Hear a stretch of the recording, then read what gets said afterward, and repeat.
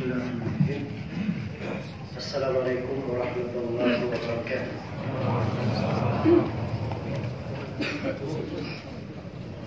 Alhamdulillahirabbil alamin. Wassalatu wassalamu ala al-mabu'uthi rahmatan lil alamin. Nabiyina Muhammad wa ala alihi wa sahbihi wa man tabi'ahum bi ihsanin ila yaumiddin, amma ba'd.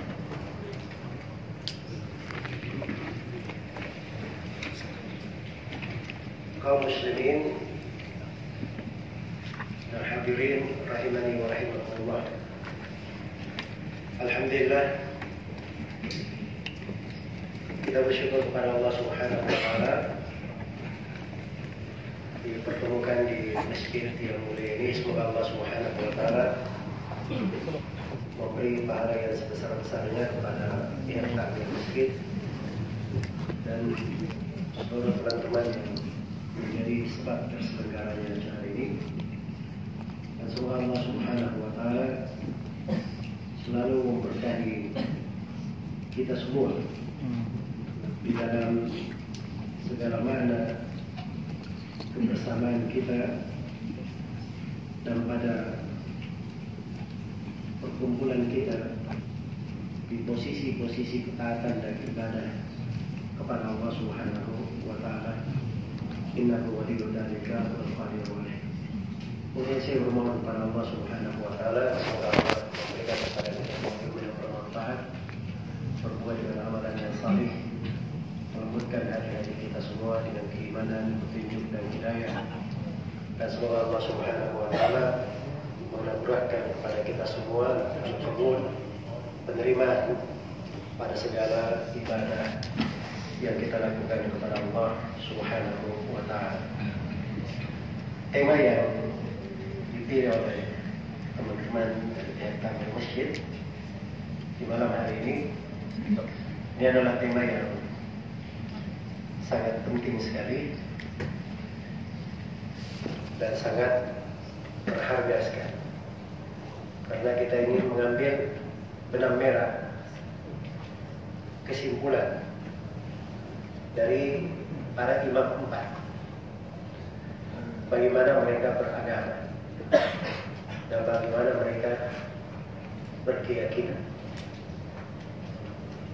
Membahas tentang tema ini terdapat di dalamnya berbagai mana yang mengingatkan akan keindahan Islam, keteguhan agama ini, dan juga mengingatkan kita akan jalan Rasulullah SAW dan para sahabatnya. Sebelum saya terangkan beberapa titik pertemuan dan benang merah yang kita simpulkan dari akidah Imam Empat. Imam Empat semuanya mengetahuinya bahwa semua dari Imam Empat kunyahnya Abu Abdillah, kecuali siapa? Imam Abu Hanifah. Dikenalnya juga sudah Abu Hanifah. Yang paling tuanya dari Imam Empat siapa? Yang paling tuanya Imam Abu Hanifah. Dan yang paling mudanya adalah Imam Ahmad. Adapun Imam Abu Hanifah, nama beliau adalah Nu'man bin Thabit. Beliau lahir pada tahun 80 Hijriah dan wafat pada tahun 150 Hijriah. Adapun Al-Imam Malik, beliau adalah Imam Malik ibn Anas ibn Abi Amir Al-Asbahi. Asal kabilahnya dari Yaman. Beliau lahir pada tahun 93 Hijriah dan wafat pada tahun 179 Hijriah. Adapun yang ketiga dari Imam Empat adalah Al-Imam Muhammad ibn Idris Asy-Syafi'i Al-Muttalibi. Lahir pada tahun 150 Hijriah dan wafat pada tahun 204 Hijriah. Adapun yang keempat Al-Imam Ahmad bin Muhammad bin Hanbal. Begitu nama lengkapnya ya. Biasanya kan kita cuma kenal Imam Ahmad bin Hanbal saja. Ya, sebenarnya nama ayahnya itu Muhammad. Hambal itu kakeknya. Beliau lahir pada tahun 164 Hijriah dan wafat pada tahun 241 Hijriah. Baik. Kita berbicara tentang akidah, keyakinan para imam empat. Akidah ini itu lebih populer daripada pembahasan fikih. Dan madhab imam empat di pembahasan akidah serta ucapan murid-murid mereka itu lebih jelas daripada pembahasan apa? Pembahasan fikih. Karena ada sebagian pembahasan fikih Imam Ahmad riwayat murid-muridnya beraneka-ragam. Riwayatnya Ibnu Hadi kadang berbeda dengan riwayatnya Abu Dawud. Iya. Sama Imam Malik kadang di dalam sebagian masalah ada 5 riwayat dari Imam Malik di satu pembahasan fikih. Demikian pula Abu Hanifah dan Imam Syafi'i. Imam Syafi'i dimaklum ya, ada ucapan qaul jadid, ada qaul qadim. Iya. Itu pun di sebagian di qaul qadim maupun jadid pada murid-muridnya ada kadang perbedaan di sudut riwayat maupun wajah di kalangan ulama Syafi'iyah. Jadi maksudnya saya ingin mengingatkan bahwa di pembahasan secara akidah itu nukilan-nukilan dari imam itu bersepakat. Nukilan-nukilan dari para imam bersepakat. Karena itu ambillah sebuah kaidah tetap bahwa pembahasan akidah itu lebih jelas daripada seluruh pembahasan fikih. Iya, bahkan Imam Abu Hanifah memberi istilah tersendiri tentang fikih yang terbesar itu adalah pembahasan akidah. Karena itu di kalangan ulama Syafi'iyah pembahasan akidah mereka sebut dengan nama apa? Al-Fiqhul Akbar. Fikih yang terbesar. Fikih yang terbesar. Jadi ini dasar dulu untuk memahami supaya kita mengerti. Ya. Jangan dipikir imam empat mazhab ini sedikit ada silang pendapat, ada dua pendapat. Ini pembahasan akidah, lain pembahasannya. Iya. Kita harus mengetahui hal tersebut. Kemudian yang kedua, akidah yang dinukil dari imam empat itu ada yang berasal dari buku-buku mereka sendiri, tulisan mereka sendiri langsung, dan ada yang berasal dari nukilan murid-muridnya, dari imam itu secara langsung. Itu yang dinisbatkan. Jadi kalau ada yang berkata ini akidahnya Imam Syafi'i, artinya itu tulisan Imam Syafi'i, atau itu ucapan Imam Syafi'i dinukil oleh siapa? Murid-muridnya. Dinukil oleh murid-muridnya. Baik. Sama dengan para ulama yang lainnya. Dan ini pada semua imam empat mereka ternukil akidah mereka secara tertulis maupun apa? Nukilan dari apa? Murid-muridnya. Nukilan dari murid-muridnya, riwayat kepada imamnya. Iya. Dan ini buku-bukunya ada. Kita tidak masuk di dalam pertemuan ini untuk memperkenalkan buku-buku itu, judul-judulnya dan seterusnya. Iya. Karena nukilannya adalah nukilan yang populer. Kemudian yang ketiga, yang ingin saya terangkan di sini, dan ini perlu diingat baik-baik, bahwa akidah imam empat itu tidak pernah berbeda dengan akidah para ulama yang lainnya. Dari imam-imam yang lebih terkenal dari imam empat di masa itu, dan dari para imam yang lebih tinggi kedudukannya dari imam empat di masa itu. Ya kita aja yang belakangan ya. Soalnya kita hidup masa belakangan, kita tidak mengenal masa itu. Iya. Kita tidak tahu ada nama-nama di masa itu. Imam Ahmad pun berguru kepada mereka. Imam Ahmad pun berguru kepada mereka. Nah, itu ada imam-imam terkenal, tersohor di masa tersebut. Sebagian dari nama-nama itu mungkin ada yang pernah mendengar ya, seperti Imam Al-Bukhari misalnya. Imam Al-Bukhari punya akidah juga. Punya akidah. Ali bin Al-Madini. Ali bin Al-Madini ini lebih tersohor lagi di masa itu. Tapi pernah dengar nggak Ali bin Al-Madini? Kan begitu masalahnya, kita belakangan jauh masih. Ada Ahmad bin Salamah, Ahmad bin Zaid, ada Abu Amr Al-Auzai, Abdurrahman bin Amr bin Al-Auzai, ada akidah Abu Hatim Ar-Razi, namanya juga Muhammad bin Idris, Abu Zur'a Ar-Razi, Ubaidullah bin Abdul Karim. Ya. Ada akidah Qutaibah bin Sa'id bin Jamil bin Tarif Al-Baghlani. Ini guru Imam Ahmad. Guru Imam Ahmad. Jadi pembahasan akidah itu dinukil oleh para ulama dalam ratusan buku. Dalam ratusan buku. Bersamaan dengan itu, di pokok pembahasan akidah, dalam satu huruf pun mereka tidak berselisih. Semuanya sama. Semuanya sama. Nah, sebenarnya ini pokok seorang mengenal keindahan Islam di sini.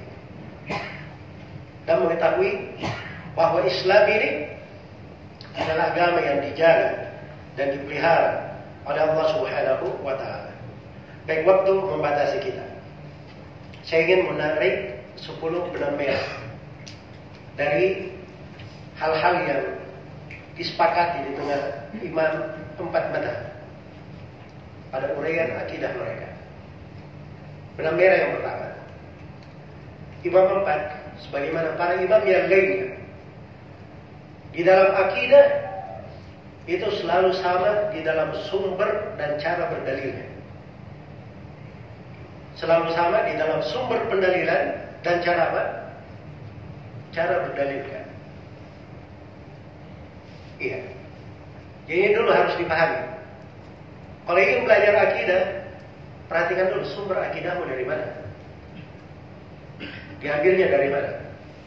Imam 4 itu sumber akidah mereka selalu mereka ambil dari Al-Quran, dari hadits Rasulullah SAW, dan dari kesepakatan para ulama. Cara pendalilan mereka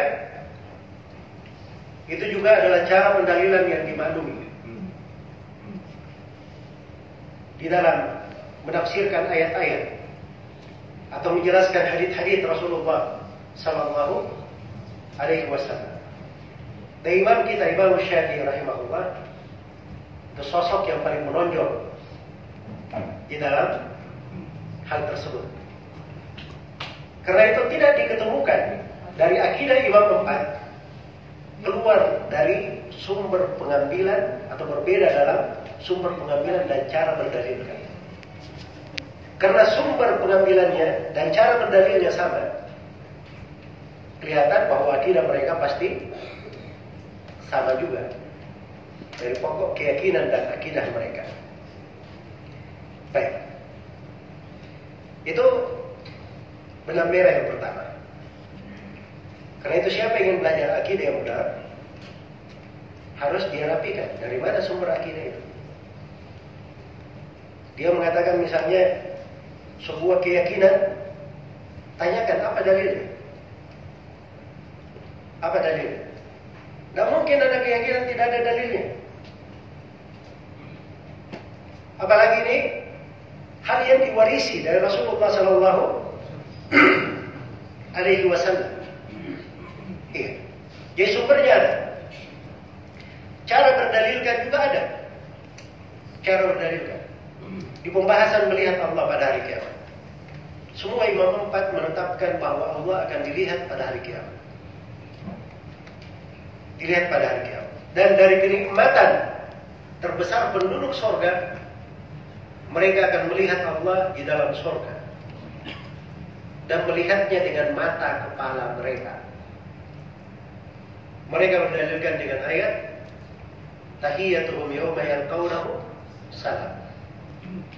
Ayat di surah apa? Di surah Al-Ahzab. Ya, kalau baca terjemahan ayat dari pusat terjemahan, tidak ada di situ kata melihat dengan mata kepala. Ya. Sebab ini cuma menerjemah kata-kata. Tapi kalau tahu penafsiran dan akidah para salaf, itu diriwayatkan oleh Ibnu Battah Al-Abquri dalam kitab Al-Ibanah dari ahli bahasa. Abu Yahya Ta'ala, beliau katakan, Abu Abbas Yahya Ta'ala, beliau berkata bahwa makna tahiyya di situ adalah melihat dengan pandangan mata menurut kesepakatan. Sebab itu dimaklumi dalam kaidahnya orang Arab. Kalau ada kata tahiyya ketemu dengan liqa, maaf ya, kata liqa di situ itu bermakna melihat dengan mata kepala. Kenapa? Karena ada kata tahiyya di situ bersamanya. Kata tahiyya ini mengharuskan liqa bermakna melihat dengan mata kepala. Itu disepakati oleh ahli bahasa. Tidak ada silang pendapat. Jadi metode berdalilkan mereka itu luar biasa. Dari pendalilan secara bahasa, di dalam memahami makna dari syariat, di dalam memahami makna dari khitab syar'i, pembicaraan syariat itu kayak gimana. Mereka semuanya ahlinya, para imam ini. Karena sumber mereka sama dan cara pendalilannya sama, kelihatanlah keindahan akidah tersebut. Benang merah yang kedua, para imam empat itu semuanya sama di dalam akidahnya, di dalam pemaparan akidah, karena semuanya talaqi dengan cara yang benar. Mereka menerima ilmu akidah dengan jalur yang benar. Bagaimana jalurnya? Semua dari imam empat ini, mereka berguru dari guru. Akidah mereka itu tidak ada yang berasal dari kantongnya sendiri, tapi mereka terima dari siapa? Dari gurunya. Dan mereka lihat dari para ulama di masanya. Guru mereka menerima dari gurunya, gurunya menerima dari gurunya, sampai kepada siapa? Kepada Nabi Muhammad SAW. Makanya para sahabat Rasulullah SAW itu, mereka itu dimaklumi pendidikan Nabi kepada mereka. Mau lihat contoh kecil pendidikan Nabi terhadap para sahabat dalam akidah. Kata Jarir bin Abdullah Al-Bajali radhiyallahu taala, sebagaimana dalam Sunan Ibnu Majah. Beliau berkata, "Kunna inda Rasulillah sallallahu alaihi wasallam wa nahnu fityanun hazawira. Fata'allamna al-iman qabla an nata'allama al-Qur'an. Thumma ta'allamna al-Qur'an fazdadna bihi imanan." Kata beliau, kami berada di sisi Nabi sallallahu alaihi wasallam dan kami adalah anak-anak muda yang baru tumbuh. Jadi itu masih muda waktu. Maka kami belajar iman sebelum belajar Al-Quran. Jadi ada ilmu diajarkan oleh Nabi selain dari Al-Quran, namanya apa? Iman. Kami belajar iman sebelum belajar Al-Quran. Setelah itu kami belajar Al-Quran, maka kami bertambah keimanan. Iman itulah penamaan buku-buku akidah di kalangan para ulama, imam empat dan selainnya. Ya, kalau mereka berbicara tentang akidah, kadang mereka sebut dengan nama apa? Dengan nama iman. Dengan nama iman. Karena itu terlihat di tengah para sahabat keteguhan di atas akidah. Nah, itu akan saya terangkan nanti di salah satu benang merah akidah imam empat. Jadi beragama itu seperti itu. Mau belajar harus jelas dari mana sumbernya. Iya. Kalau nggak jelas dari mana sumbernya, nggak tahu ini dia belajar dari mana. Ketemu sama jin misalnya, terus dia berbicara kepada manusia, siapa yang tahu? Tapi kalau dia berbicara, ditanya, kamu gurumu siapa? Belajar dari siapa? Siapa yang mengajari kamu seperti itu? Dia sebut nama gurunya. Tanya lagi, gurumu namanya, gurunya siapa? Mengambil dari siapa? Itu harus bersambung sampai kepada siapa? Nabi SAW. Ini para imam empat ini semuanya jelas guru-gurunya. Nggak ada yang nggak jelas. Karena itu orang-orang yang menyandang akidah, yang menyelisih akidahnya imam empat, cara membuktikan kekeliruan akidahnya mudah. Lihat dia berguru kepada siapa. Ada akidah populer, dianya sendiri berguru dari orang Mu'tazilah selama 40 tahun. Setelah 40 tahun baru apa? Baru bertobat. Lihat daftar nama guru-gurunya. Nggak terlihat lihat di situ dari imam ahli sunnah yang tersohor, kecuali satu, itu pun ketemu di akhir umurnya, dari ulama ahli sunnah yang berada di atas madhab Imam Ahmad. Dengan sebab beliau ini, ia pun rujuk kepada sunnah, kembali kepada sunnah. Jelas ya? Jadi itu cara mudah. Jahmiyah, akidahnya Jahmiyah ini yang merusak seluruh akidah umat Islam. Iya. Seluruh akidah yang datang yang menyimpang di pembahasan kelompok-kelompok yang keluar dari jalan yang lurus, itu pasti akidah Jahmiyah berpengaruh pada mereka. Jahmiyah ini syaratnya, syaratnya itu kembali kepada bulan orang Qadariyah. Lacak lagi kali bulan orang Yahudi, Majusi di atasnya. Ada akidah berasal dari situ. Beda dengan umat Islam ini. Umat Islam ini, guru-guru para imam itu jelas semua gurunya. Semuanya jelas. Tanya akidahnya dari mana kamu ambil, dia akan sebut nama guru-gurunya. Gurunya mengambil dari siapa? Bersambung sampai kepada Nabi Sallallahu Alaihi Wasallam dan para sahabat. Itulah ciri akidah. Benar-benar akidah salaf di situ. Akidah Imam Empat. Mereka sama di dalam talaki. Semuanya punya sumber talaki yang kuat dan benar, berdasar. Mengambil ilmunya itu benar. Iya. Jadi selalu saya garis bawah ya, karena belakangan ini banyak orang yang keliru pemahaman, banyak keliru di dalam ucapan, keyakinan. Itu dasarnya karena dia tidak belajar dengan cara yang benar. Tidak belajar dengan cara yang benar. Andai kata dia belajar dengan cara yang benar, duduk di depan guru yang tepat, maka insya Allah akan lurus jalan. Dia akan melihat dari keindahan ilmu agama ini. Yang ketiga, dari benang merah akidah Imam Empat, semuanya bersepakat di dalam mengagungkan para as-salaf rahimahullah ta'ala. Tidak ada satupun dari Imam Empat yang tidak mengagungkan para sahabat, tidak mengagungkan para tabi'in dan tabi'ut tabi'in. Ini mereka semuanya, para imam, mengagungkan para as-salaf terdahulu. Iya. Karena itu sumber dari akidah yang benar itu selalu bermuara kepada para as-salaf dari 3 generasi. Karena Rasulullah SAW bersabda, "Khairun nasi qarni, thumma alladhina yalunahum, thumma alladhina yalunahum." Sebaik-baik manusia adalah generasiku, kemudian generasi setelahnya, kemudian generasi setelahnya. Dan Allah Subhanahu wa taala jadikan keimanan para sahabat barometer keimanan yang benar. Allah menegaskan, dan ini di surah Al-Baqarah, surah Madaniyah. Dari surah-surah yang ditutup dengannya hukum-hukum. Fa in amanu bimithli ma amantum bihi faqad ihtadaw. Kalau mereka beriman seperti keimanan kalian wahai para sahabat, maka sungguh mereka dapat apa? Jalan yang lurus, berada di atas hidayah. Dijadikan keimanan para sahabat barometer keimanan yang benar. Bahkan Allah Subhanahu wa taala mengancam dengan ancaman yang sangat besar bagi siapa yang keluar dari jalannya para sahabat. Allah menegaskan, "Wa may yushaqiqir rasula min ba'di ma tabayyana lahul huda wa yattabi' ghayra sabilil mu'minin nuwallihi ma tawalla wa nuslihi jahannam wa sa'at masira." Barang siapa yang durhaka kepada Rasul setelah tampak jelas baginya petunjuk dan dia tidak mengikuti jalannya kaum mukminin. Jalannya kaum mukminin itu adalah para sahabat Rasulullah SAW. Ketika ayat turun, itu jalan mereka.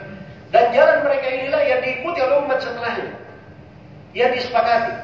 Nah, itulah akidah yang benar. Tidak ada akidah yang benar itu keluar dari jalan kaum mukminin.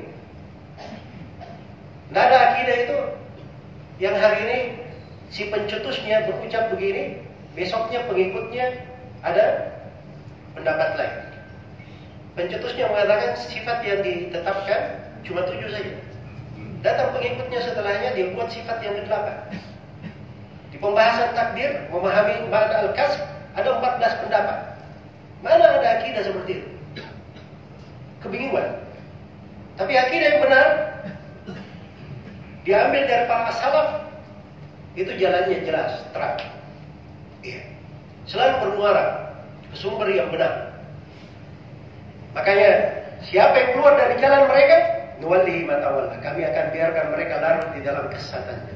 Wa nuslihi jahannam, dan kami akan masukkan dia ke dalam neraka jahannam. Wa sa'at masira, dan itu adalah sejarah jelek tempat kembali. Karena itu kata Ibnu Qudamah rahimahullahu taala. Selalu Ibnu Qudamah kalau pembahasan fikih semua orang nukil ya. Karena Ibnu Qudamah ini paling top, populer. Dia hafal ucapan para ulama dari masa dia sampai ke masa Nabi sallallahu alaihi wasallam. Makanya kalau Ibnu Qudamah berkata ulama beda pendapat begini. Dia orang yang diterima dari Ibnu Qudamah. Sebagaimana kalau Ibnu Qudamah bilang ini sepakat para ulama, orang terima dari Ibnu Qudamah. Ibnu Qudamah berkata dalam kitabnya Dzamut Tawil, faqad thabata wujub ittiba'is salaf bil kitab was sunnah wal ijma'. Kata beliau telah syah, tetap dengan sangat pasti kewajiban mengikuti jalan para salaf. Dalilnya dari Al-Quran, dari sunnah Rasulullah SAW, dan dari kesepakatan ulama. Kesepakatan ulama. Karena itu tidak ada pembahasan akidah itu yang keluar dari jalannya para salaf. Tidak. Makanya kalau ada yang mengajarkan akidah-akidah, tanya dulu, ini dari 3 generasi, di mana sumbernya? Tanya. Di mana sumbernya? Nah disitulah orang-orang yang mengajarkan akidah yang keliru pasti buntu di situ. Sebab mereka menyelisihi jalannya siapa? Jalannya para salaf. Adapun imam 4 tidak pernah keluar mereka dari jalannya siapa? Jalannya para salaf. Baik itu garis atau benang merah yang ketiga. Yang keempat, akidah salaf itu atau akidah imam 4 itu memiliki ciri as-sabat wal yakin, keteguhan dan keyakinan.